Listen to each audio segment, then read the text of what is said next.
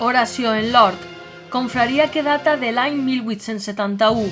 Diferents gremis de llauradors d'aquesta època, rosaleos, picassals i parrenyos, van aprofitar els beneficis d'una collita per a comprar les imatges que formarien el grup de l'Oració de l'Hort. El seu cost va ser de 19.000 reials i l'escultor triat va ser Antonio Riudavest. El grup escultòric està format per les imatges de Jesús i l'àngel confortador com a focus principal de l'escena, acompanyades per les imatges dels apòstols Santiago, Juan i Pedro.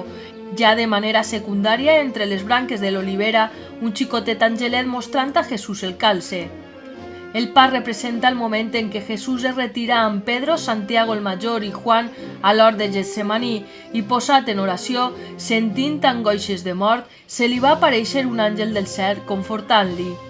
Les imatges estan disposades segons un enginyós joc d'actituds, seguint la relació de les diferents etapes de la vida. Sant Joan, jove adolescent, dorm profundament, Santiago el Major, maduresa, reposa en posició descurada i Sant Pere, l'ancià, encara que dorm, es troba en posició d'alerta, espasa en mà. Antonio Riudavest es va inspirar en el grup escultòric de la Oración del Huerto, tallat per Francisco Salcillo per a la ciutat de Múrcia durant la centúria anterior. El tron va ser realitzat per l'ebanista crebientí José Lledó, reformat l'any 2000 per el tallista Alfonso Cuadra.